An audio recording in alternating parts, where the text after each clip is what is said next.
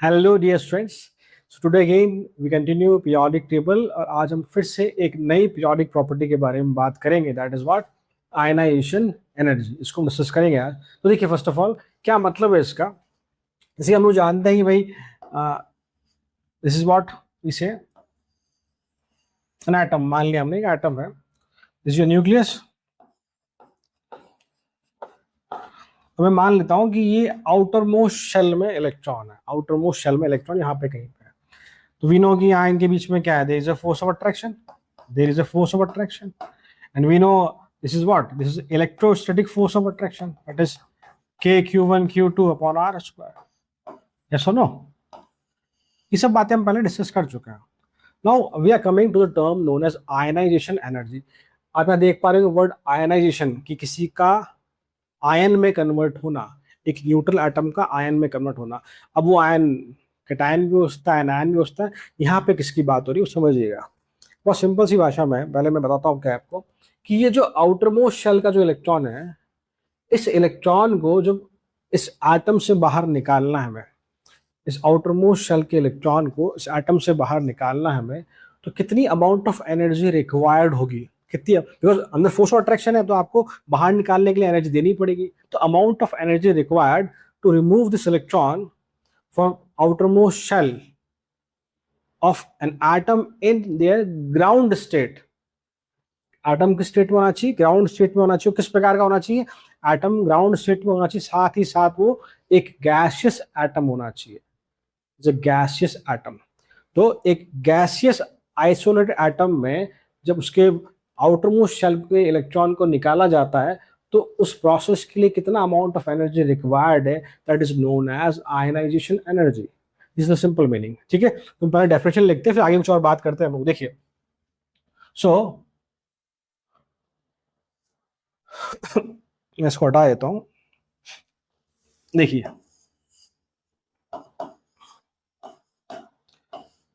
यहाँ पे आपका फोर्स ऑफ अट्रैक्शन, ठीक है, and this force of attraction is what, k q1 q2 upon r square. तो क्या बोलेंगे, डेफिनेशन क्या लिखेंगे हम लोग? What minimum amount of energy required, minimum amount of energy required to remove an electron from an outermost electron,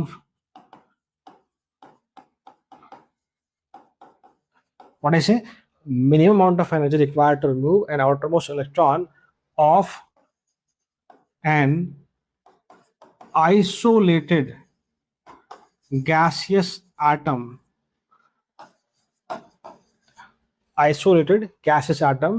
is known as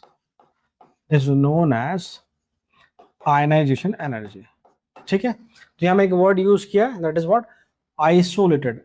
इसका मतलब ये होता है कि एटम का किसी और के साथ बॉन्ड नहीं बना है, कोई बॉन्ड नहीं बना है, अकेला है वो। तो फॉर एग्जांपल मान लो हम कहना चाहें, सपोज करो मैंने कहा कि A, it is an isolated gases atom, इसमें से आपको इलेक्ट्रॉन निकालना है, यस और नो? तो इस इलेक्ट्रॉन को निकालने के लिए ऑब्वियसली इलेक्ट्रॉन कौन सा होगा? It's of outermost shell electron, जो कि सबसे लूजली बाउंड होगा। उसको निकालने के लिए amount of energy required is known as ionisation energy.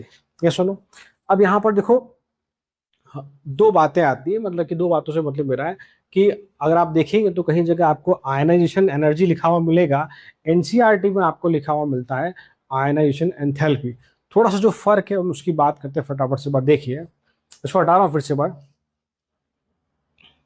तो देखिए, आयनाइजेशन एनर्जी, और एक में लिख रहा हूं आयनाइजेशन एंथैल्पी।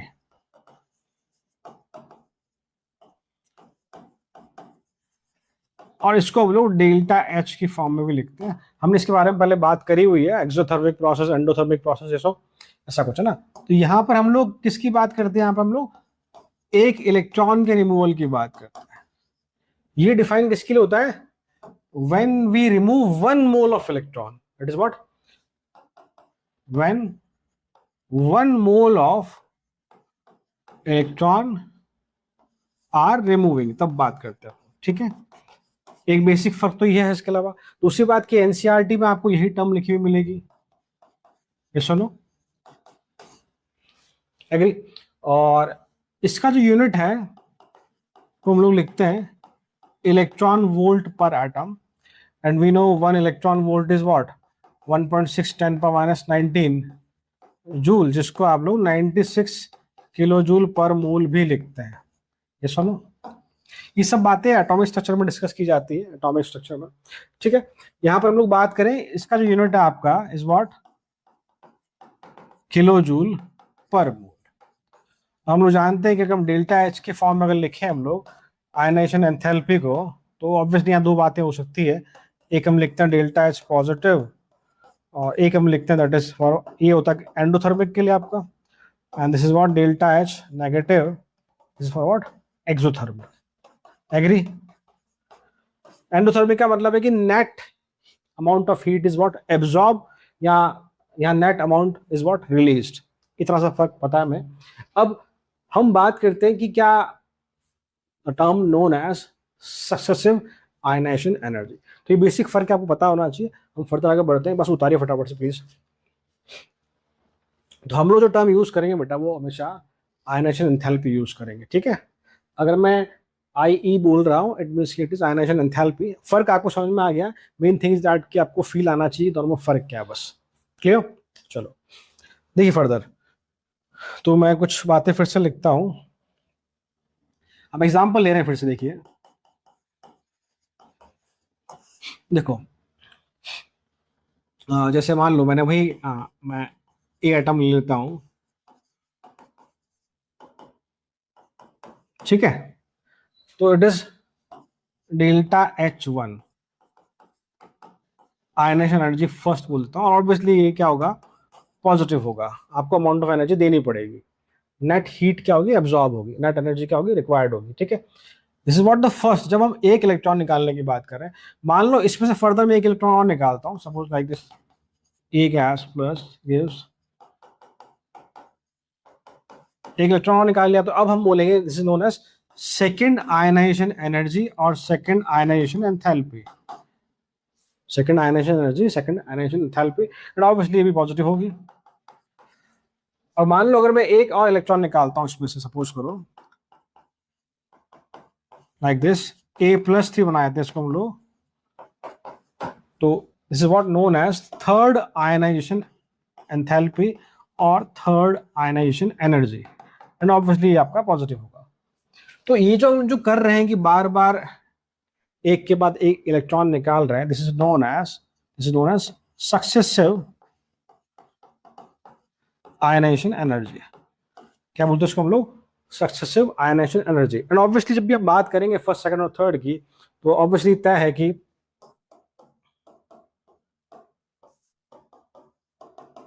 ऑर्डर हमेशा यही रहेगा। ऐसा क्यों भाई, वाई, बिकॉज जैसे जैसे आप इलेक्ट्रॉन निकालते जाएंगे, इलेक्ट्रॉन कम होते जाएंगे, नंबर ऑफ प्रोटॉन तो ऑब्वियसली फिक्स ही है। तो यहाँ अगर मान लो कि सपोज करो कि इसका एटॉमिक नंबर 10 था मान लीजिए, तो अब उस समय इसके पास 10 इलेक्ट्रॉन 10 प्रोटॉन थे। यहाँ पर उसके पास 10 प्रोटॉन है, 9 इलेक्ट्रॉन है। यहाँ उसका 10 प्रोटॉन है, 8 इलेक्ट्रॉन है। मतलब कि नंबर ऑफ इलेक्ट्रॉन कम होते जा रहे हैं, इट मीन्स कि जेड इफेक्टिव क्या हो रहा है, बढ़ता जा रहा है। जेड इफेक्टिव बढ़ रहा है, इट मीन्स कि आपको एक्स्ट्रा एनर्जी देनी पड़ेगी इलेक्ट्रॉन को रिमूव करने के लिए, यस और no. This is what the concept of successive ionisation energy. इसको उतारो फिर हम आगे बात करते हैं बेटा, फटाफट से प्लीज। ठीक है बेटा, तो हम लोग बात करते हैं now the factor affecting ionisation energy. Next one is what, put the heading factors affecting ionization energy। तो पहला फैक्टर जो आपका वो है साइज का, that is size of atom और इसे आयन। तो ऑब्वियसली बात है कि भाई साइज जितना ज्यादा होगा आपकी आयनाइजेशन एनर्जी उतनी ही कब होगी। तो ionisation energy is what, inversely proportional to size. इसका मतलब क्या भाई, ये साइज कम हो जाएगा, साइज कम हो जाएगा, इसका मतलब ज्यादा इफेक्टिव क्या है, ज्यादा है। तो छोटे एटम में इलेक्ट्रॉन निकालना टफ है compare to bigger size atom. तो simply we can say ionisation energy is what, inversely proportional to what we can say size. Second one is the Z effective.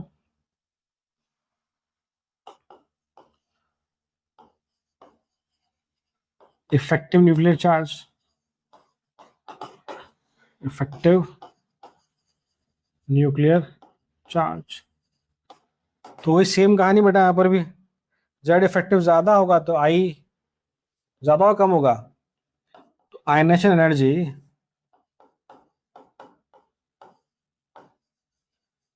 Is directly proportional to Z effective.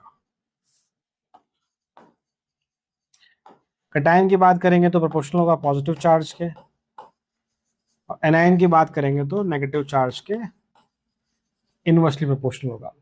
Simple सी बात है, Z effective ज्यादा है तो कहीं ना कहीं जो force of attraction है आउटर मोस्ट इलेक्ट्रॉन और न्यूक्लियस के बीच में ज्यादा है, आपको उस इलेक्ट्रॉन को खींचने के लिए एक्स्ट्रा एनर्जी देनी पड़ेगी। तो Z इफेक्टिव ज्यादा, तो आपको amount of energy required to remove that electron is what, ज्यादा होगी। ये सुनो, third one is the penetration power.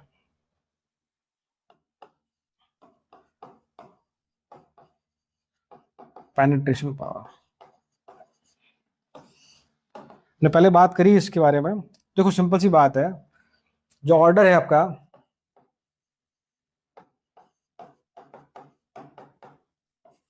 SPDF for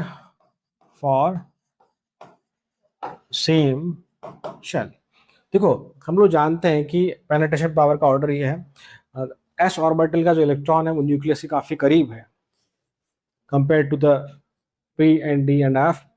फिर से बोलता हूं मैं, एस ऑर्बिटल का जो इलेक्ट्रॉन है वो न्यूक्लियस से काफी करीब है विद रिस्पेक्ट टू PDF। तो उस इलेक्ट्रॉन पे न्यूक्लियस का फोर्स ऑफ अट्रैक्शन ज्यादा है, तो उस इलेक्ट्रॉन को निकालने के लिए हमें ज्यादा एनर्जी देनी पड़ेगी comparative to PD and F। Getting my point? तो इसका मतलब क्या है कि एस ऑर्बिटल के इलेक्ट्रॉन को निकालने के लिए आपको अमाउंट ऑफ एनर्जी ज्यादा खर्च करनी पड़ेगी compare to these three for the same shell. तो इसके लिए लिखिए आप लोग for that as S subshell, as S subshell is more closer toward the nucleus, as S subshell is more closer toward the nucleus, so more energy will be required, so more energy will be required to remove, so more energy will be required to remove electron from S subshell, electron from S subshell as compared to P, D and F subshell, as compared to P, D and F subshell। ठीक है, okay. अब देखो मैं example लेता हूं, यहाँ पे एक थोड़ा इसको ऊपर कर लेते हैं। देखिए, beryllium boron 1s2 2s2, atomic number 4, atomic number 5 1s2 2s2, this is sorry, ठीक है, 1s2 2s2 2p1 1s2 2s2 2p। ठीक है भाई, हम लोग IE1 की बात कर रहे हैं यहाँ पर, मतलब कि जब पहला इलेक्ट्रॉन निकाला जाएगा। ठीक है, तो अब देखिए आप लोग, वैलेंस शेल में यहाँ इलेक्ट्रॉन S में है, यहाँ वैलेंस शेल में इलेक्ट्रॉन S और P में है। आउटर मोस्ट इलेक्ट्रॉन यहाँ पर P में है, यहाँ आउटर मोस्ट इलेक्ट्रॉन S में है। तो अगर मैं यहाँ पे इनके आयनाइजेशन एनर्जी का कंपैरिजन करूँ, फर्स्ट आयनाइजेशन एनर्जी का, तो ऑब्वियसली जो है आप देखेंगे कि फॉर फर्स्ट वन, यस और नो, यस और नो, सही बेटा, बिकॉज यहां पर S ऑर्बिटल का पेनिट्रेशन पावर ज्यादा है P के रेस्पेक्ट में। एग्री? अब अगर मैं सेकंड आयनाइजेशन एनर्जी की बात करता हूं, तो इसका मतलब क्या है, आपने एक इलेक्ट्रॉन निकाल लिया, नाउ इट इज 1s2 और इट इज 2s1, और ये आपका क्या हो जाएगा बेटा, 1s2 and it is 2s2। Agree और नॉट? तो आप थोड़ा सोच के बताओ कि सेकंड आयनेशन एनर्जी में ऑर्डर क्या होगा, किसका आयनेशन एनर्जी ज्यादा होगा। देखिए यहाँ पे ऑर्डर क्या हो जाएगा बेटा आपका, नाउ हियर बेरिलियम से ज्यादा आपका बोरोन का आयनाइजेशन एनर्जी होगा। This is what the second ionisation energy, second ionisation energy. सोच सकते हैं आप ऐसा क्यों हुआ, वाई। एक्चुअल में यहां पर क्या है कि वो वैलेंस इलेक्ट्रॉन तो निकल गया, अब 2s2 है, now it is the full field and this is the half field. थोड़ा सोचो अब क्या होता है यहाँ पे, क्या पॉसिबिलिटी है। अब देखो यहाँ साइज का फैक्टर भी काम करेगा, बेरिलियम से बोरोन छोटा है साइज में, बेरिलियम से बोरोन छोटा है साइज में, और साथ में अब यहाँ पे जो कंपैरिजन है दोनों का सेम शेल में, यहाँ भी इलेक्ट्रॉन वैलेंस वाला 2s में, यहाँ भी 2s में, बट चूंकि इसका साइज छोटा है तो इसीलिए बेरिलियम से ज्यादा आयनाइजेशन एनर्जी होगा बोरोन का। कौन सा वाला, second ionisation energy, second ionisation energy. Yes और नो, ठीक है। आगे वापस इस तरह का कॉन्सेप्ट आएगा, फिर से हम आगे बात करेंगे। तो थर्ड जो मैं सॉरी फोर्थ जो मैं केस ले रहा हूँ बहुत बहुत बहुत इंपॉर्टेंट है, फिर हमसे जब दोबारा डिस्कशन करेंगे इस टॉपिक का कि इसका एक आंसर और हो सकता है, वो आप अगले वाले पॉइंट में थोड़ा सोचना आप लोग, ठीक है बेटा। चलो, so coming to the next point, it is the fourth one, काफी इंपॉर्टेंट है चौथा पॉइंट ये, electronic configuration, electronic configuration.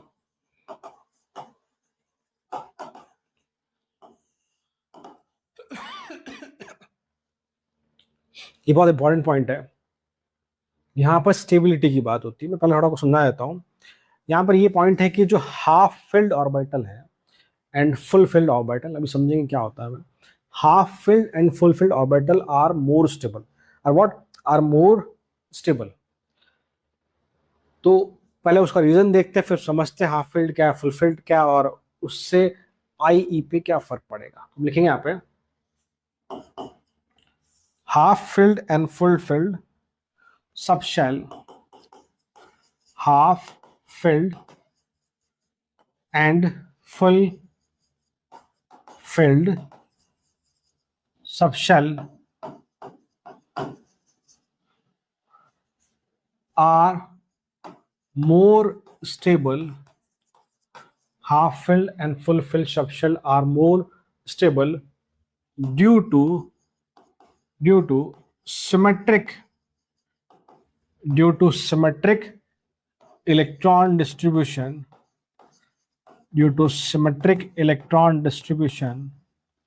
and maximum energy exchange,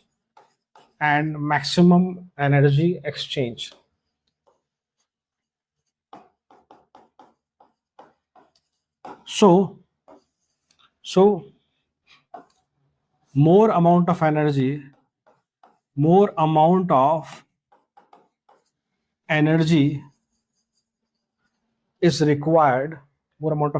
is required,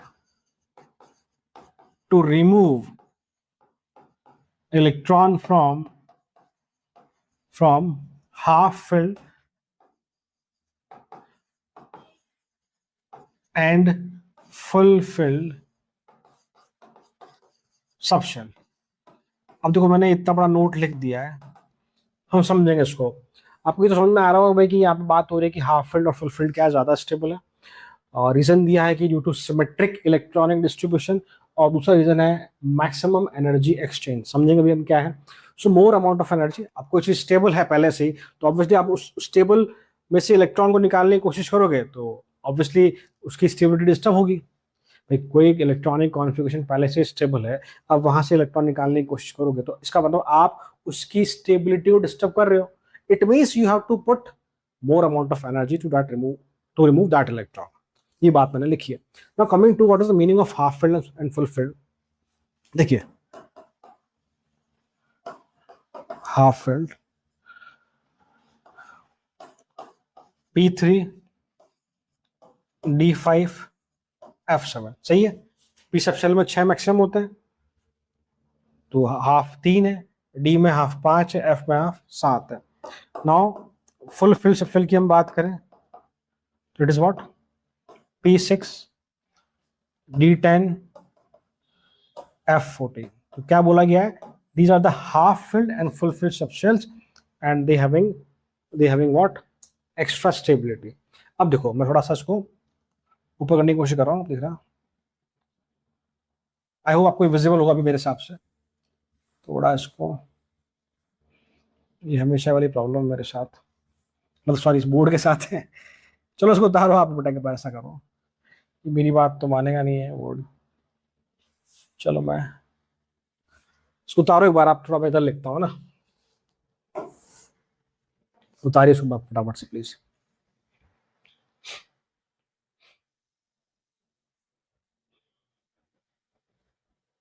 ठीक है, देखो मैं बना रहा हूँ 3p3 हाफ फिल्ड है,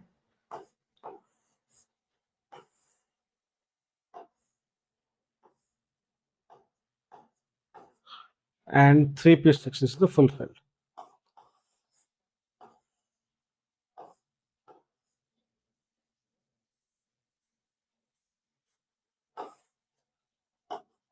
ये होप आपको दिख रहा होगा, ये 3p3 3p6 ये हाफ फिल्ड और फुल फिल्ड है ना, this is half filled, this is the full field है। और एक मान लो बनाता हूँ 3p2, ठीक है, ओके। तो मुझे बहुत क्लियर दिख रहा है कि यहाँ पर इलेक्ट्रॉन क्लाउड का जो डिस्ट्रीब्यूशन है बहुत सिमेट्रिकल है, तो उसकी जगह सिमेट्रिकल होगी ऑब्वियसली, तो वो स्टेबिलिटी की तरफ बढ़ेगी ही। ये सुनो, यहाँ आप देखेंगे सिमेट्रिकल नहीं, कहीं ना कहीं जो एक ऑर्बिटल है वो वेकेंट, आप ये कह सकते हैं। ये सुनो, तो पहला रीजन तो ये बोला था कि भाई ड्यू टू व्हाट वी से मोर सिमेट्रिक इलेक्ट्रॉन डिस्ट्रीब्यूशन, या इलेक्ट्रॉन क्लाउड का जो डिस्ट्रीब्यूशन है बहुत सिमेट्रिक है, तो ऑब्वियसली हाफ फील्ड और फुल फील्ड में वो सिमेट्रिक दिख रहा है, बहुत क्लियर है। यहाँ पे वो हाफ फील्ड, सॉरी ये ना तो हाफ फील्ड है ना फुल फील्ड है, तो यहाँ पर कहीं ना कहीं जो सिमेट्रिसिटी है वो मिसिंग है। ये सुनो, तो पहला रीजन तो क्लियर है कि सिमेट्रिक है इसलिए वो ज्यादा स्टेबल है। ये सुनो, now I am coming to the second part, the most important, the maximum energy exchange. इसका मतलब क्या होता है, ये बहुत इंपॉर्टेंट चीज है, ठीक है। तो मुझे इसको रब करना पड़ेगा, फिर मैं समझाता हूँ आपको उसको, ठीक है। लुक एट दिस, चलो वो उतार लो तुमको फटाफट से, ठीक है। चलो नाउ मैं बात कर रहा हूं to understand the concept of energy exchange.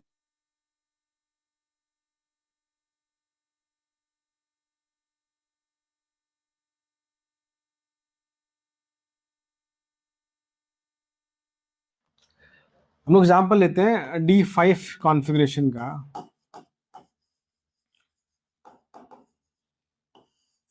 Half field है 1 2 3 4 5, ठीक है भाई। अब देखो एक इंपॉर्टेंट चीज समझना कि what is the meaning of exchange. बहुत सिंपल सा एग्जांपल है, जब हम लोग कई बार शॉपिंग मॉल में जाते हैं या कोई शॉपिंग करते हैं, किसी कपड़े कुछ कपड़ा अगर खरीदते हैं, अगर फिटिंग प्रॉपर नहीं आती तो हम एक्सचेंज करते हैं, उसको देकर उसके बजाय हम दूसरा कपड़ा खरीद सकते हैं। ऐसे ऑप्शन जनरली होते हैं।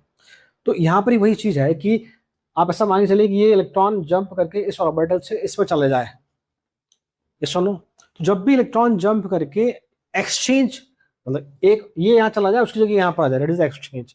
जब भी इलेक्ट्रॉन यहाँ एक्सचेंज करेगा अपनी पोजीशन एक ऑर्बिटल से दूसरे ऑर्बिटल में, ऑब्वियसली वहां हमेशा वो कुछ अमाउंट ऑफ एनर्जी वो खर्च कर देगा, और जितनी अमाउंट ऑफ एनर्जी वो लूज करेगा, and we know lesser the amount of energy more will stability. ये आपका केमिस्ट्री का कॉन्सेप्ट है कि जितनी सिस्टम की एनर्जी कम होगी वो उतना ही ज्यादा स्टेबल होगा। तो जितना ज्यादा एक्सचेंज पॉसिबल होगा इलेक्ट्रॉन का आपस में, उतनी ही एनर्जी कम होती जाएगी, उतनी ही स्टेबिलिटी बढ़ती जाएगी। This is the concept. अब देखो कैसे होता है एक्सचेंज। ये इलेक्ट्रॉन एक यहां से यहां जा सकता है तो उसकी जगह ये आ जाएगा, एक एक्सचेंज। ये यहां चला जाए इसकी जगह ये यहां पर जाए, 2 3, ये यहां चला जाए इसकी जगह ये। तो जो फर्स्ट इलेक्ट्रॉन काउंट करेंगे ये 4 तरह से एक्सचेंज कर सकता है फर्स्ट इलेक्ट्रॉन। सुनो, सेकंड वाले की बात करें, यहां से यहां चला जाए और उसकी जगह ये यहां आ जाए, एक। ये यहाँ चला जाए, यहाँ जाए, मतलब कि second with third, second with fourth, और ऐसे ही सेकंड विथ फिफ्थ। ये सुनो, तो सेकंड वाला जो इलेक्ट्रॉन है आपका तीन तरह से एनर्जी एक्सचेंज कर सकता है। थर्ड वाले की बात करें, थर्ड वाला फोर्थ पे चला जाए, फोर्थ वाला थर्ड पे आ जाए, थर्ड वाला फिफ्थ पे चले जाए और फिफ्थ वाला थर्ड में आ जाए। तो यहाँ पर दो पॉसिबल एक्सचेंज हो सकते हैं। ये सुनो, फोर्थ वाले इलेक्ट्रॉन की बात करें हम लोग, तो ये यहां जा सकता है और उसकी जगह ये यहां आ सकता है। तो यहां पर एक तरह से ही एनर्जी एक्सचेंज पॉसिबल है। तो टोटल काउंट करेंगे, इट इज व्हाट 10। तो यहां पर 10 पॉसिबल एक्सचेंज हो सकता है। यस और नो? और जितने ज्यादा पॉसिबल एक्सचेंज होंगे उतना ही अमाउंट ऑफ एनर्जी आपका कम हो जाएगा, उतनी स्टेबिलिटी आपकी यहाँ बढ़ जाएगी। यस और नो? ये मैंने बात करी D5 हाफ फिल्ड कॉन्फ़िगरेशन में। जब आप D10 कॉन्फ़िगरेशन की बात करेंगे तो यहां पर 20 पॉसिबल एक्सचेंज होंगे। 20 पॉसिबल एक्सचेंज होंगे कैसे भाई? जब हम फुलफिल की बात करेंगे तो आपके इलेक्ट्रॉन किस प्रकार से होंगे, ऐसे कुछ होंगे। 10 तो स्पिन अप एक्सचेंज होंगे और 10 से स्पिन डाउन एक्सचेंज होंगे। आप हाई स्पिन लो स्पिन भी कह सकते हैं। जहां पहले 5 इलेक्ट्रॉन थे, इन्होंने 10 पॉसिबल एक्सचेंज किए, तो यहाँ पर 20 पॉसिबल एक्सचेंज होंगे। आप लिख लीजिए 10 spin up plus 10 spin down, या आप ऐसा कह सकते हैं 10 for high spin, 10 for low spin. तो D10 में एनर्जी एक्सचेंज और भी ज्यादा होगा, तो D10 की स्टेबिलिटी और भी ज्यादा होगी। तो मैंने बात क्या बताई आपको, ये तो तय है, हम कि पहले ही लिख चुके हैं कि half filled and full filled are more stable because of what, symmetric electronic distribution, उसकी वजह से सिस्टम काफी ज्यादा स्टेबल हो जाता है। दूसरा, due to possible number of cases for energy exchange, ये बात सही है। अब हमसे वो पूछे कि हाफ फिल्ड और फुल फिल्ड में कौन सा स्टेबल है, तो हम क्या बोलेंगे, डेफिनेटली फुल फिल ऑर्बिटल या full fill subshell, fulfill subshell are what, are comparatively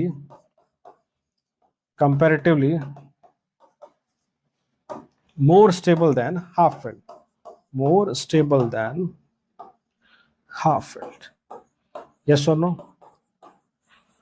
तो ये बहुत इंपॉर्टेंट कॉन्सेप्ट है जो हमें पता होना चाहिए कि कैसे जब कोई लाइन लिखी जाती है कि कुछ स्टेबल है, कम स्टेबल, ज़्यादा स्टेबल, तो अब वापस समझ में आया आप लोगों को भाई कि हाफ फिल फुल फिल ज़्यादा स्टेबल है, तो वहां से जब भी आपको इलेक्ट्रॉन निकालना है आपको एक्स्ट्रा अमाउंट ऑफ एनर्जी वहां देना ही पड़ेगा। तो उसकी वजह से आयनाइजेशन एनर्जी इंक्रीज हो जाएगी। क्या हो जाएगा आपका, आयनाइजेशन एनर्जी इंक्रीज हो जाएगी। यस और नो? यस और नो? अब इसी चीज को हम एग्जाम्पल समझते हैं, फटाफट उसको उतारिए। ठीक है, देखिए, तो हम कंपैरिजन करते हैं एग्जाम्पल के हेल्प से।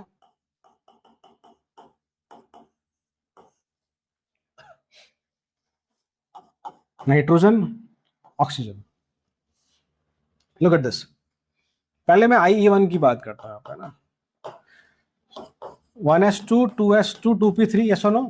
Nitrogen, and oxygen is what, 1s2 2s2 2p4. This is half filled subshell, yes or no?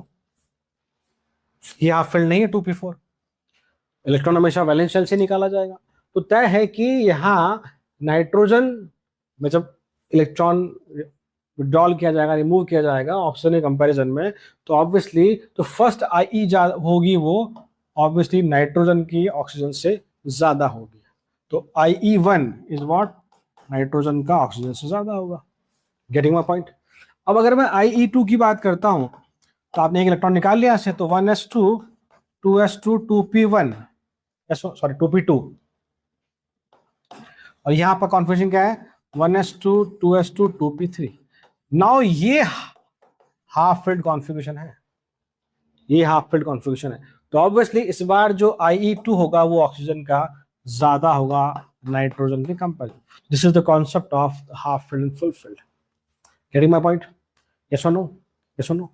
फटाफट से उतारिए। अब हम बात करते हैं ट्रेंड्स के बारे में, हम बात करते हैं ट्रेंड्स के बारे में, प्लीज देखिए भाई, ट्रेंड्स। तो पहले हम जनरलाइज ट्रेंड लिख देते हैं, that is what, from left to right. Left to right आपका Z इफेक्टिव बढ़ेगा बेटा, तो ऑब्वियसली साइज ड्रॉप होगा, तो आपका आयनाइजेशन एनर्जी क्या होगा, इंक्रीज होगा। यस और नो? पहले बता चुका हूँ Z effective and I are directly proportional. Top से बॉटम अगर आप बात करेंगे, लेफ्ट टू राइट मतलब कि in the periods top to bottom means in the group. यहाँ ऑब्वियसली बात है कि Z इफेक्टिव तो लगभग सेम रहता है, बट साइज आपका बढ़ता है, तो आई ई आपका कम हो जाएगा। साइज क्यों बढ़ता है, हम लोग जानते हैं, नंबर ऑफ शेल इंक्रीज होता है। ये हमने बात करी जनरलाइज ट्रेंड की। अब हम देखते हैं इंपॉर्टेंट चीजें क्वेश्चन की हेल्प से। हाँ, एक और चीज आप लिख लीजिए, जो मैं पहले बता चुका हूँ, is directly proportional to Z effective. Yes और no? Positive charge for obviously cations and inversely proportional to negative charge, and obviously this is for anion. ठीक है?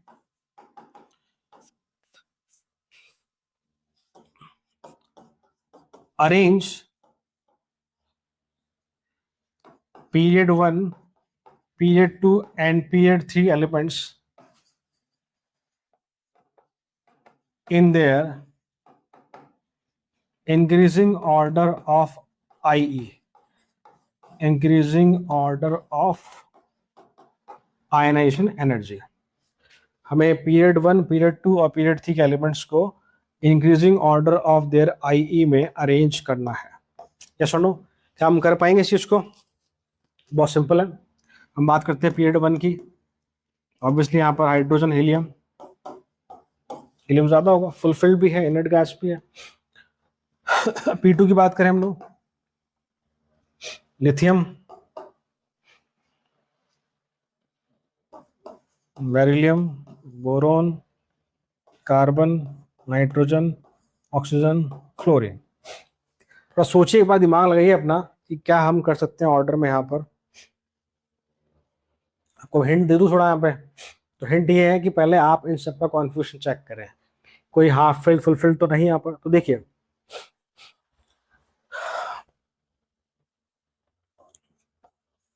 1s2 2s1, 1s2 2s2,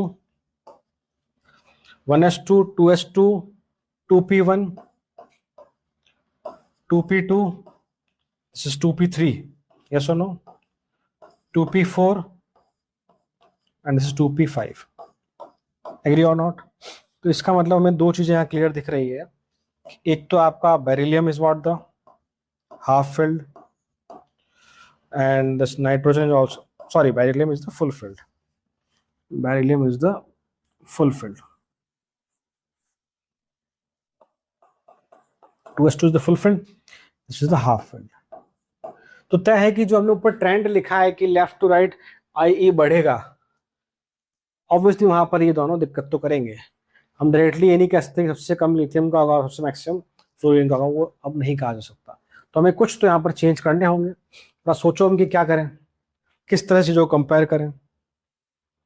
तो बहुत सिंपल सा, कुछ भी नहीं करना आपको सिर्फ है ना, जहां जहां हाफ फिल्ड फुल फील्ड की बात आ रही है उनकी पोजीशन बदलनी है। आपको बेरिलियम को उठाकर यहाँ रखना है और नाइट्रोजन को उठा के आपको यहाँ रखना है, बस। This is the simplest way to learn और टू रिमेम्बर द ट्रिक। आप इसे ट्रिक भी कह सकते हैं। देखो, तो मैं इसको थोड़ा ऊपर लिखता हूँ वापस से, फिर से वही दिक्कत। चलो यार पहले ही ठीक था ये, एक बार लास्ट एफर्ट लगाता हूँ मैं। चलो कोई ना, मैं ऑर्डर ले देता हूँ वापस। देखो ना,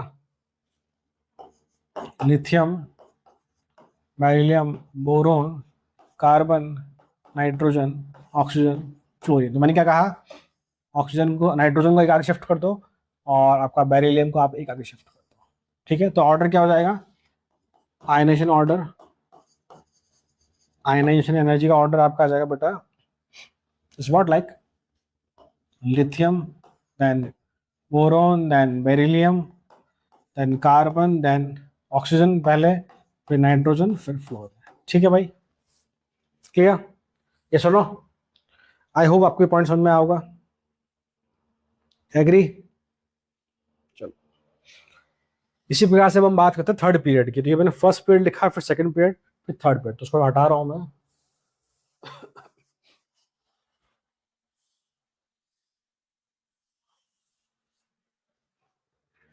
This is period number second. Now period number third. तो sodium, magnesium, aluminium, silicon, phosphorus, sulphur and chlorine. ठीक है भाई।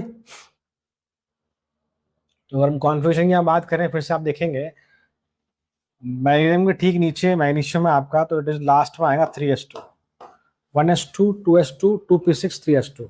इससे पहले इनर्ट गैस की कॉन्फ़िगरेशन आपकी। और उसी प्रकार से जब फॉस्फोरस की बात की जाएगी तो 1s2, 2s2, 2p6, 3s2, 3p3। Yes, third period है। चलो, तो यहाँ भी फिर आप जब कॉन्फ़िगरेशन लिखेंगे तो सिर्फ आपके पास मैग्नीशियम और फॉस्फोरस ही होगा, जो ये एक फुलफिल्ड है आपका, और ये आपका हाफ फिल्ड। बाकी अगर सबकी लिख लेंगे तो वहां पर कोई भी फुलफिल्ड या हाफ फिल्ड कॉन्फ़िगरेशन में नहीं होगा, वैलेंस शेल की अगर हम बात करें तो। ठीक है भाई। तो फिर से आपको सेम ट्रिक यूज करनी बेटा यहाँ पे भी। अगेन, आप मैग्नीशियम को एक पोजीशन आगे ले जाएं और फॉस्फोरस को आप एक पोजीशन आगे ले जाएं। तो now the order, so ionisation energy का जो ऑर्डर होगा आपका, it is what like sodium से ज्यादा एल्यूमिनियम देन मैग्नीशियम, मतलब कुल मिला के ये दोनों आपस में पोजीशन इनकी इंटरचेंज हो गए। Silicon, sulphur, phosphorus and the last chlorine. थोड़ा इसको देख लेना बेटा ना, मैं नीचे वाले को मिटा नहीं रहा अभी, है ना।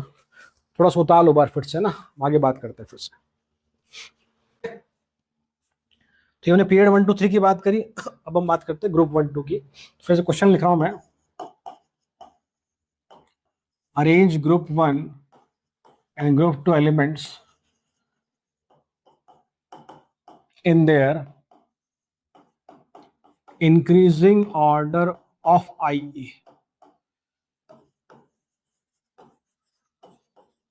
ठीक है भाई। तो बहुत सिंपल सा है, जब भी ग्रुप की बात की जाती है एक ही लॉजिक है हमारे पास, IE इज व्हाट, जितना साइज ज्यादा हो उतना IE कम होगा। तो डाउन द ग्रुप क्या होता है, टॉप टू बॉटम आपका जो साइज है वो बढ़ेगा, तो IE क्या होगा, ड्रॉप करेगा। तो अगर मैं ग्रुप 1 की यहाँ बात करता हूँ, इंक्रीजिंग ऑर्डर में लिखना है मुझे, सबसे पहले सबसे कम वाले का आएगा, तो उल्टा चलना पड़ेगा हमें। First group is what,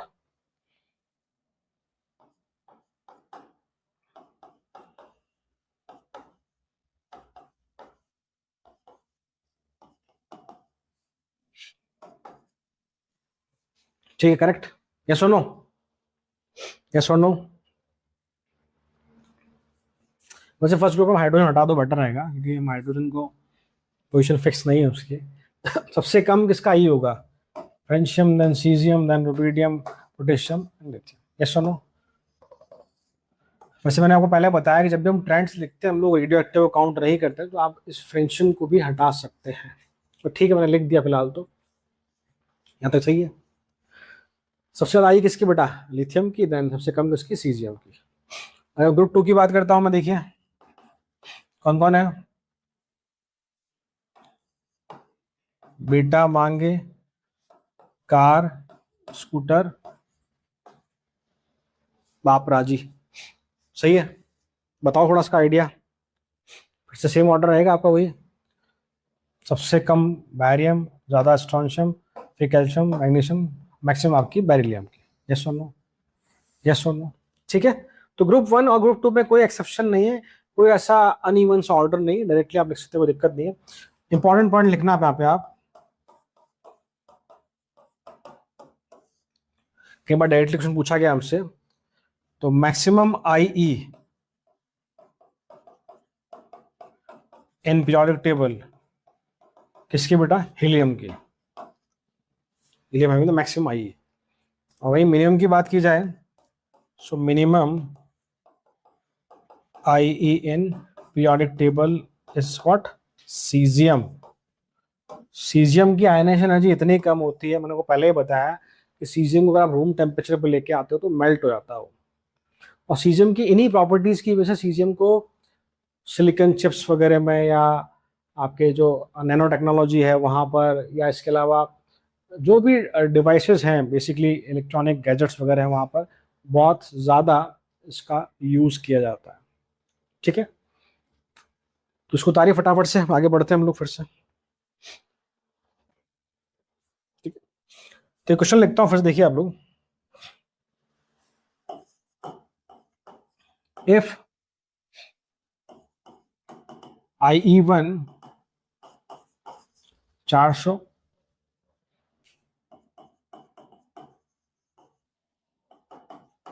IE2 700 kilojoule पर मोल, and IE3 is 2800 kilojoule per mole for an element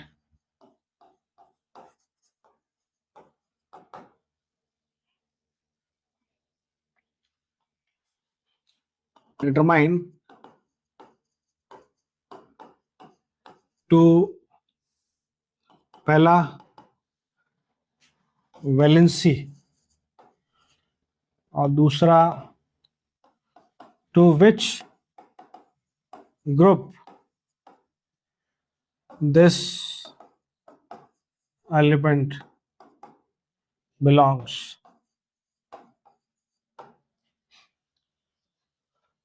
ठीक है, देखो रैंडमली हमने कोई एलिमेंट मान लिया है और हमने उसके लिए IE1, IE2 और IE3 का डेटा आपको गिवन है, आपको बताना है कि वो एलिमेंट किस ग्रुप से बिलोंग करता है। इस वाले पार्ट को मैं आपको आगे एक क्वेश्चन में करा दूंगा, आपको जज करना है कि वो कौन से ग्रुप से बिलोंग करता है। तो यहाँ पे हम लोग IE को देख कर हम चीजें जज करने की, प्रिडिक्ट करने की कोशिश करते हैं कि कहाँ पॉसिबिलिटी हो सकती है उसकी। ठीक है, तो देखिए यहाँ IE1 400 है, IE2 आपका 700 लिया मैंने, और IE3 हमने जो इंफॉर्मेशन के साथ देखा 2800। तो देखिए large difference in ionisation energy. इसका मतलब क्या है कि जब पहला इलेक्ट्रॉन निकाला गया तो हमें 400 किलो जूल पर मोल अमाउंट ऑफ एनर्जी देनी पड़ी हमें, यस और नो। फिर सेकंड निकाला तो उससे ज्यादा देनी पड़ी, 700 देनी पड़ी। एंड ऑब्वियसली वी नो कि IE1 जो ऑर्डर हमेशा फिक्स है, ये रहता है हमेशा ऑर्डर कि जितना ज्यादा आगे बढ़ते जाएंगे सक्सेसिव आई जो रहेगी आपकी, उसका अमाउंट ऑफ एनर्जी रिक्वायर्ड ज्यादा होगा। तो फर्स्ट और सेकंड का डिफरेंस बहुत ज्यादा नहीं है, नॉर्मल है। पर सेकंड और थर्ड में अगर हम डिफरेंस देखते हैं तो it is a very very large difference. तो इसका मतलब क्या है? इसका मतलब ये है कि जब आप थर्ड आई पे जाते हैं, मतलब आप तो तीसरा इलेक्ट्रॉन निकालते हैं उसमें से, या 3 मोल ऑफ इलेक्ट्रॉन जब आप बात करते हैं तो उसको निकालते हैं हम लोग। ये पर मोल डिफाइन इसलिए मैं कह रहा हूँ कि when we remove 3 mole of electrons, तब एनर्जी में बहुत ज़्यादा डिफरेंस आ रहा है। इसका मतलब कहीं ना कहीं उस समय जो शेल है वो चेंज हो गई है। उस समय क्या हुआ कि शेल ही चेंज हो गई, मतलब आप कहीं ना कहीं और अंदर वाली शेल में चले गए हैं। तो शुरू के दो जब इलेक्ट्रॉन निकाले हैं तो एनर्जी में कोई खास चेंज नहीं आया, कोई खास डिफरेंस नहीं आया IE1 और IE2 में।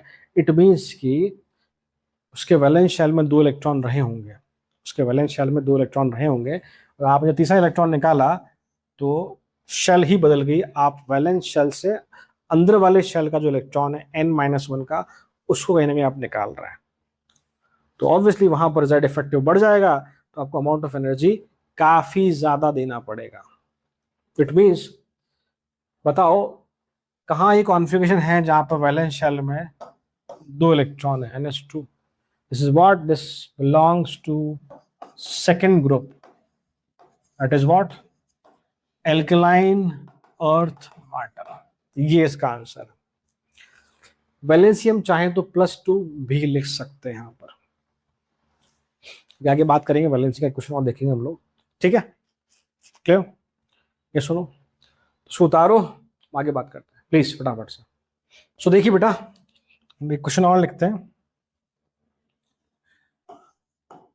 Arrange following in increasing order of IE। देखिए, first one n-2, n-3, n और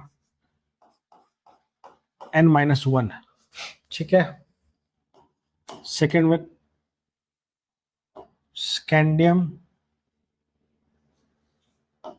यट्रियम और lanthanum. Third one copper, silver, gold, ठीक है। चलो, तो हमने कहा था कि भाई यहां तो सिंपल सा कॉन्सेप्ट है आपका कि I is what, negative charge, सही है। जितना नेगेटिव चार्ज ज्यादा होगा उतना ही I कम होगा, उतना ही इजीली इलेक्ट्रॉन को निकालना पॉसिबल होगा। सिंपल सी बात है, नेगेटिव चार्ज ज्यादा होगा तो Z इफेक्टिव कम हो जाएगा। या ऐसा मान लो कि नेगेटिव चार्ज ज्यादा है, जैसे मान लो पहले आपने एक इलेक्ट्रॉन ऐड कर लिया है, सॉरी n-3 मतलब क्या है कि नाइट्रोजन के ऊपर number of electron extra add किए हुए हैं तो रिपल्शन बढ़ गया है, तो वहां से इलेक्ट्रॉन निकालना ईजी है, आप ऐसे ही समझ सकते हैं। तो यहाँ हम ऑर्डर की बात करें, सबसे कम I n-3, then n-2, then n-1 और लास्ट मैक्सिमम उसका होगा न्यूट्रल स्पीशीज का, ठीक है। अब ये देखो, आप देखेंगे this is what the scandium, yttrium and lanthanum, this is what the group number 3, सही है। 3D series, 4D series, 5D series, important है काफी, देखो ना,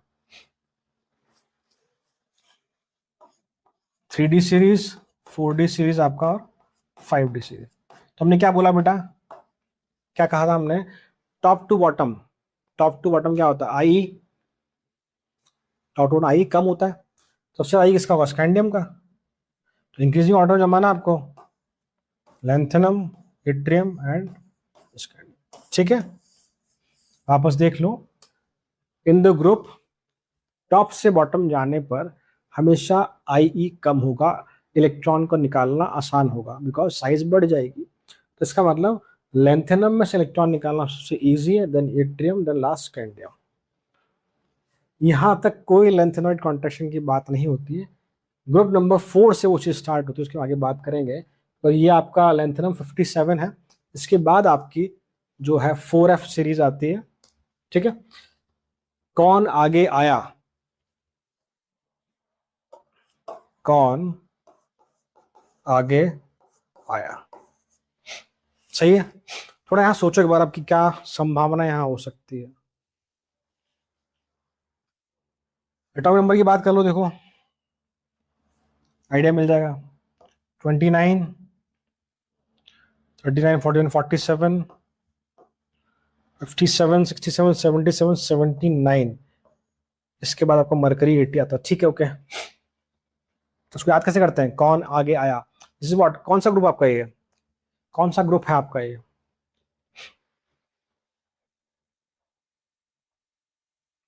ग्रुप नंबर 11, याद है किसी को, याद करो, मन फेकोनी कु जंगा, zinc, zinc is the 12th group में आता है, जिंक, कैडमियम, मरकरी, ठीक है। अब यहां कहानी क्या शुरू होती है, इनके बीच में 4F इलेक्ट्रॉन आपके फिल हो चुके हैं, क्योंकि जब यहां से यहां मूव करेंगे आप तो 57 का 58 वहां से आपकी लेंथेनॉइड सीरीज स्टार्ट होगी, तो 4F इलेक्ट्रॉन फिल होंगे। तो यहाँ कौन काम करेगा, यहाँ काम करेगा आपका लेंथेनॉइड कॉन्ट्रैक्शन, यस और नो, तो कहानी बदल जाएगी। लेंथेनॉइड कॉन्ट्रैक्शन की वजह से क्या होगा, जेड इफेक्टिव बढ़ जाएगा।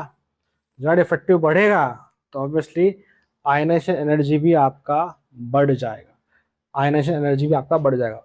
सीरीज की बात करें तो ये भी आपका 3D सीरीज का है। This is for what 4D series, this is for what 5D series. Yes और नो।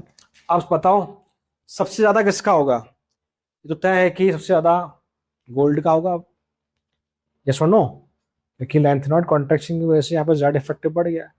तो अब इसको मैं ऑर्डर थोड़ा लिखता हूँ साइड में।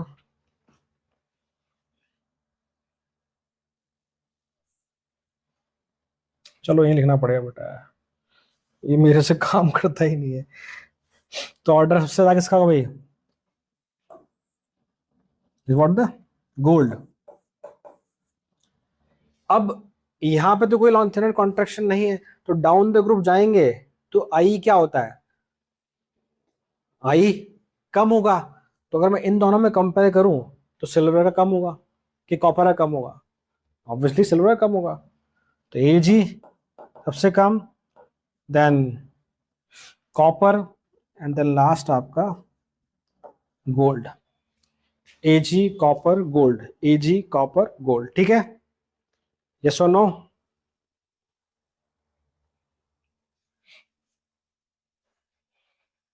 That is what 4D, then 3D, then 5D। ठीक है, what 4D 3D and 5D। Clear?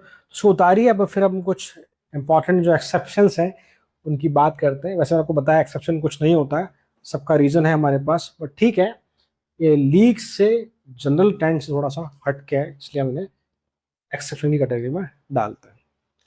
उतारिए इसको, आगे लिखते हैं ना अपनी फटाफट।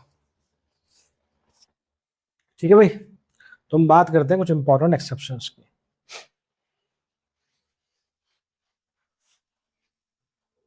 देखिए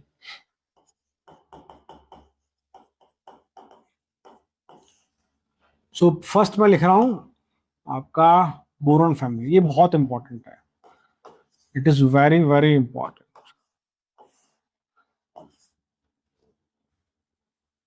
वेरी इंपॉर्टेंट। बैंगन, आलू, गाजर इन थैला। अब तो जानते हैं यहाँ से यहाँ पे काम करता है आपका ट्रांजिशन कॉन्ट्रैक्शन, यहाँ काम करता है आपका लेंथेनॉइड कॉन्ट्रैक्शन। तो जो पूरा ऑर्डर ही है वो काफी हद तक देखेंगे यहाँ पे डिस्टर्ब सा है। कैसा ऑर्डर आपका काफी हद तक से डिस्टर्ब सा है। तो ऑर्डर मैं लिख रहा हूँ, तो जो हम लोग एक्सपेक्ट करते हैं डाउन द ग्रुप क्या हुआ, आई घटेगा, वो थोड़ा यहाँ पे काफी हद तक मिसमैच है। तो आप क्या करें, एक ग्राफ याद कर लें।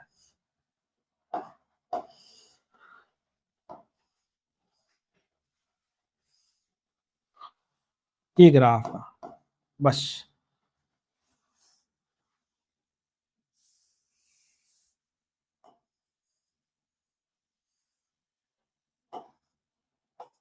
इस ग्राफ का नाम है known as tilted W graph. ये आपका आंसर है कि थोड़ा सा तिरछा ग्राफ है। इसका मतलब क्या है वो देखो आप।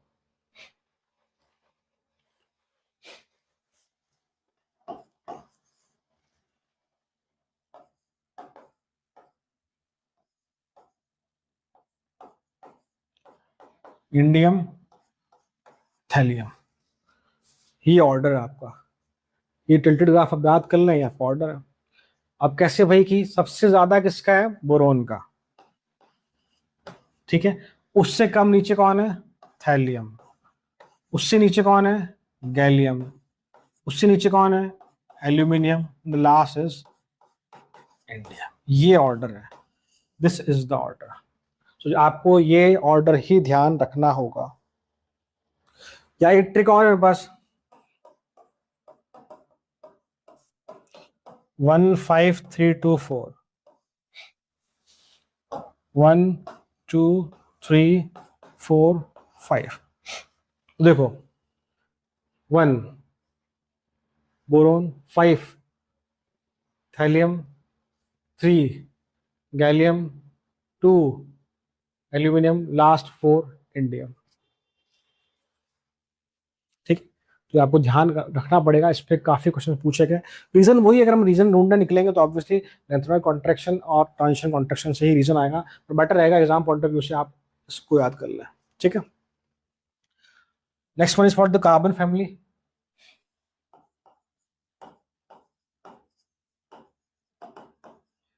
तो देखो कार्बन फैमिली में क्या है, कहे सीता जी सुनो प्रभु, यही है। तो यहाँ पर आपके कौन काम करता है, लेंथेनॉइड कॉन्ट्रैक्शन। बस यहाँ पे एक ही चीज ध्यान रखनी है। तो टॉप टू बॉटम जब हम जाएंगे, हम लोग टॉप टू बॉटम जाएंगे, हम जानते हैं कि जो आई ई है वो ड्रॉप होता है। ये सुनो, आई ड्रॉप होता है। तो सबसे आई किसका होगा आपका, carbon, then silicon, then germanium, और यहाँ उल्टा हो जाएगा लेड, देन आपका एसन। बस तो जहाँ पहले एसन, जहाँ पहले लेड आना चाहिए था, सॉरी जहाँ पहले आपका एसन आना चाहिए था, उसकी जगह आपका पहले लेड आ रहा है। तो ये आपका ऑर्डर है, आपको ध्यान रखना ही होगा। उतारिए इसको। और reason is what, due to lanthanoid contraction size decrease हो जाती है, due to size decrease, size decrease, तो जो आई ई कम हो रहा था वो आई बढ़ गया, इसलिए लेड ऊपर आ गया। ठीक है भाई, यस और नो। उतारो फटाफट इसको, फिर हम बात करते हैं डी ब्लॉक में। डी ब्लॉक में ठीक है,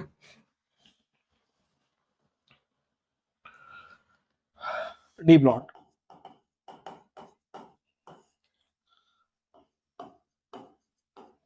group 3, group 4, sorry group 4, 5, 6 and 10, और इसके अलावा जो आपका है ग्रुप नंबर 7, 8, 9, 11, 12।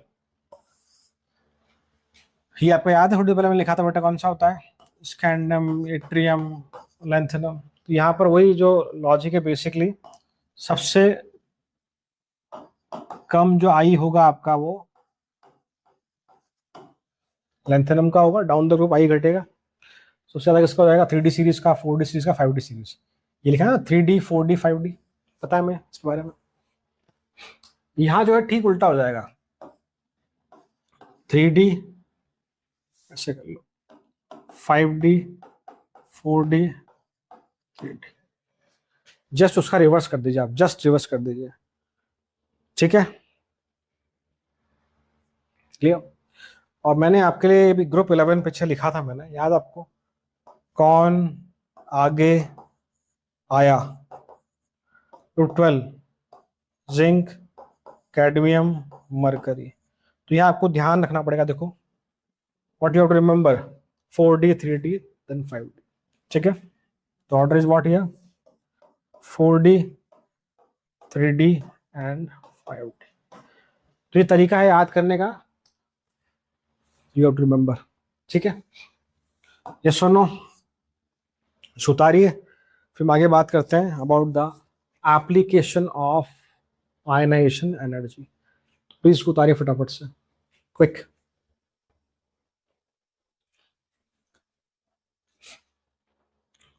सुनो बेटा, देखिए हम बात करते हैं about the application part, that is application of I की एप्लीकेशन।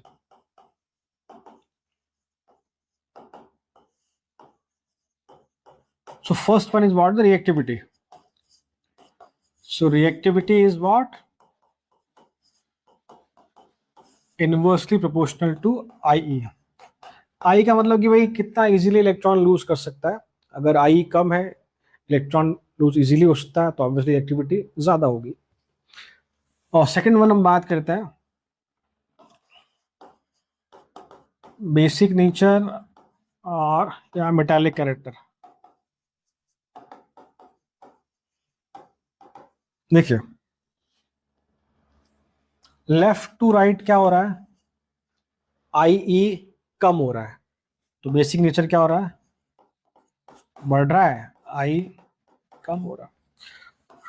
टॉप टू बॉटम की हम बात करें बेटा, तो बेसिक नेचर कम हो रहा है, आई ई बढ़ रहा है। जी समझना हम क्या बात कर रहे हैं यहाँ पे, एक्चुअली मेटालिक कैरेक्टर आप कह लीजिए, या आप कह लीजिए कि basic character is what simply we say electron की लूज करने की टेंडेंसी। वहीं हम नॉन मेटालिक कैरेक्टर की हम बात कर रहे हैं, नॉन मेटालिक कैरेक्टर की अगर हम बात कर रहे हैं, इट मीन्स की वहां हम एसिडिक कैरेक्टर की बात करते हैं, वहां पे इलेक्ट्रॉन गेन करने की टेंडेंसी की बात होती है। दिस इज व्हाट हम जो यहाँ पर बेसिक कैरेक्टर या बेसिक नेचर की बात कर रहे हैं, बेसिकली हम लोग ऑक्साइड्स और हाइड्रोक्साइड्स की यहाँ बात कर रहे हैं। बस उतारो, फिर मैं एग्जाम्पल बताओ, समझाता हूँ आपको फटाफट से, प्लीज। ठीक है, अब देखो मैंने एक बात लिखी यहाँ पर कि इलेक्ट्रॉन लूज करने की टेंडेंसी, यही है। जैसे हम NaOH की बात करें, तो NaOH में जो Na+ है ना, ये OH को बहुत स्ट्रांगली होल्ड करके नहीं रख रहा है, बहुत स्ट्रांगली इसको होल्ड करके नहीं रख रहा। सोडियम की टेंडेंसी फटाफट से इलेक्ट्रॉन दे देने की, तो इसीलिए चूंकि ये बहुत स्ट्रांगली होल्ड करके नहीं रख रहा, इसीलिए फटाफट से OH आयन सॉल्यूशन में फर्निश हो जाता है। That's why NaOH is what strongly basic in nature. तो यहाँ इस तरह से कोरिलेट किया जा रहा है।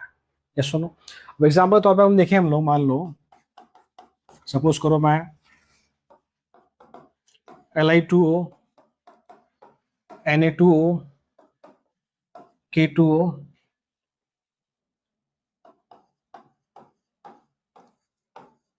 एक बार इनके ऑर्डर की हम बात करें, और एक हम ले लेते हैं along the period,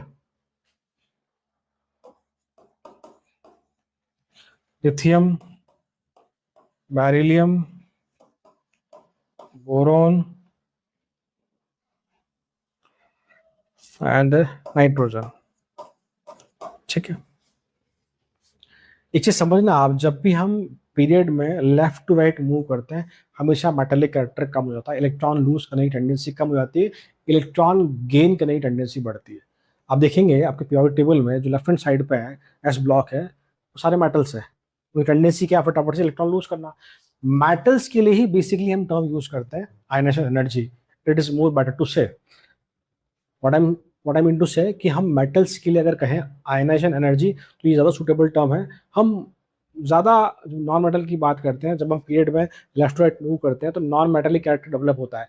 non metals के लिए ज़्यादा सूटेबल टर्म है जो नेक्स्ट क्लास में डिस्कस करेंगे, that is what electron affinity, हम बात करेंगे उसकी। तो कहने का मतलब मेरा है कि आप पीरियड जब लेफ्ट से राइट मूव करते हैं, इलेक्ट्रॉन लूज करने की टेंडेंसी कम हो जाती है और इलेक्ट्रॉन गेन करने की टेंडेंसी बढ़ जाती है। तो लेफ्ट राइट आप जब मूव करेंगे तो बेसिक नेचर की जब हम बात करेंगे वो क्या होगा, और एसिडिक स्ट्रेंथ और बेसिक स्ट्रेंथ की हम बात करेंगे, वो आपको यहाँ समझाना है। आई मीन टू से लेफ्ट टू राइट मूव कर रहे हैं, हमने क्या कहा, इलेक्ट्रॉन लूज करने की टेंडेंसी ज़्यादा, तो बेसिक कैरेक्टर ज़्यादा। यस और नो, यस और नो। बाकी उसका रिवर्स हम लगा लेंगे for what, acidic strength, acidic character के लिए। तो आपको यहाँ पे इस वाले में, तो फर्स्ट वाले में बताना है आपको बेसिक स्ट्रेंथ का ऑर्डर, और सेकंड वाले में बताना है आपको एसिडिक स्ट्रेंथ का ऑर्डर। बेसिक स्ट्रेंथ का ऑर्डर और आपको बताना है एसिडिक स्ट्रेंथ का ऑर्डर। फटाफट सोचिए।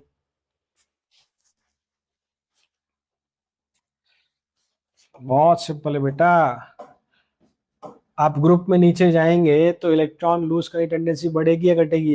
ये ग्रुप वाइज तो है, लीना की रेप्से फरियाद फर्स्ट ग्रुप है। नीचे जाओगे तो इलेक्ट्रॉन लूज करने की टेंडेंसी बढ़ेगी। तो यहाँ बेसिक स्ट्रेंथ आपकी क्या हो रही है, बेसिक स्ट्रेंथ इज व्हाट, ये बेसिक स्ट्रेंथ का ऑर्डर है। तो डाउन द ग्रुप आई घटती है तो बेसिक स्ट्रेंथ बढ़ता है। तो यहां से आप ये भी कह सकते हैं कि बेसिक स्ट्रेंथ इज व्हाट,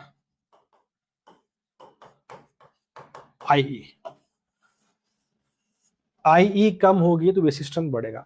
ये जो ऑर्डर अगर हम बात करें, अगर मैं ऐसे लिखता हूं इंक्रीजिंग वे में, तो it is the order of acidic strength, acidic strength. और बेसिक एसिडिक कैरेक्टर ज्यादा बेटर वर्ड है, एसिडिक कैरेक्टर और बेसिक कैरेक्टर। बिकॉज फर्दर हम जब आगे पढ़ते हैं तो आगे बात करेंगे इस चैप्टर के लास्ट में हम लोग कि नॉन मेटल के ऑक्साइड्स और एक मेटल के ऑक्साइड्स, उसमें कुछ फर्क होता है। मेटलिक ऑक्साइड का बेसिक बिहेवियर कैसा, उनका मूल नेचर कैसा है, और एसिडिक ऑक्साइड का मूल नेचर कैसा है। सॉरी, मैं थोड़ा सा लेफ्ट हैंड साइड के मेटल के ऑक्साइड, उनका नेचर क्या है, बेसिक है, एसिडिक, और जो आपके नॉन मेटल्स है toward the P block, non metal के ऑक्साइड का नेचर कैसा है, एसिडिक, बेसिक। ये हम इस चैप्टर का जो लास्ट टॉपिक है उसमें बात करेंगे। ठीक है, ठीक है, यहाँ तक क्लियर? तो सुतारो भी क्वेश्चन और लिखते हैं फटाफट से प्लीज। तो क्वेश्चन देखिए,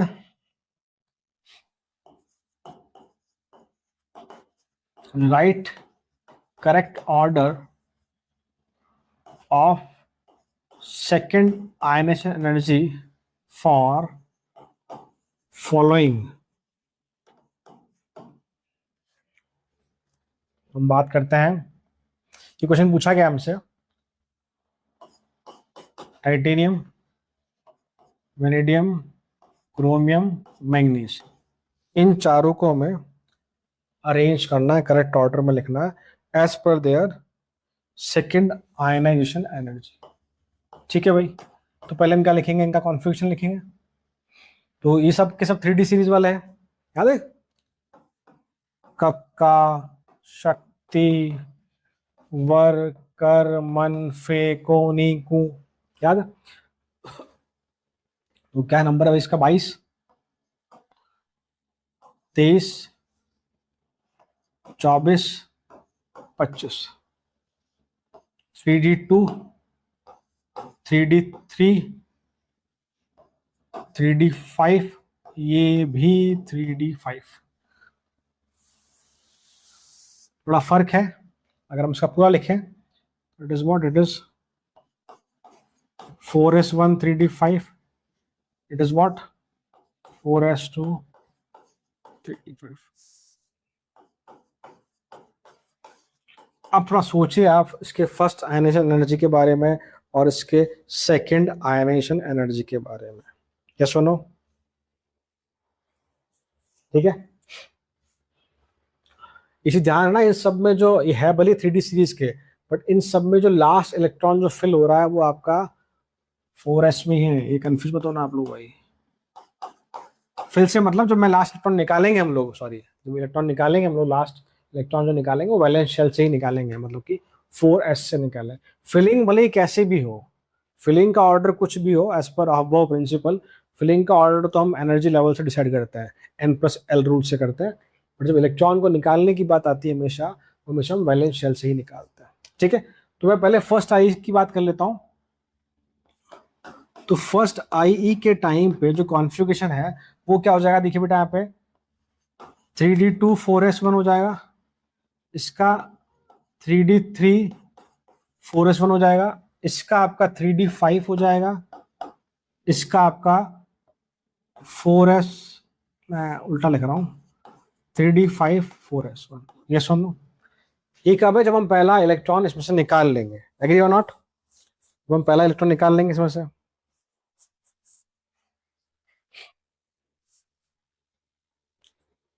क्लियर? अब सेकंड निकालना है, तो फॉर सेकंड IE क्या करोगे आप लोग, ये गायब 3D2, ये गायब 3D3, 3D5 से कहाँ जाएंगे हम लोग, 3D4, 3D5। अब देखो,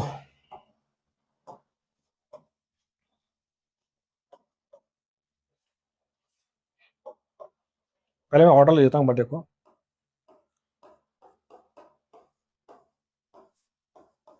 ये ऑर्डर है, कैसे समझते हैं इसको हम लोग। अब देखो, मैंगनीज की बात करते हैं पहले। 4s1 था, एक इलेक्ट्रॉन और निकाला, 3D5 हो गया, सबसे कम IE इसका। क्यों भाई? जैसे आप 4s1 का इलेक्ट्रॉन निकालेंगे ये 3D5 में पहुंच जाएगा, ये पहुंच जाएगा हाफ फील्ड की तरफ। तो क्या ये ऐसा करना चाहेगा? बिल्कुल, ये चाहेगा कि it shift toward more stability. तो इसलिए सबसे आसानी से सेकंड इलेक्ट्रॉन निकालना वो किसके लिए है, मैंगनीज के लिए। इसलिए मैंगनीज का सेकंड आई का जो ऑर्डर है सबसे कम मैंगनीज के लिए।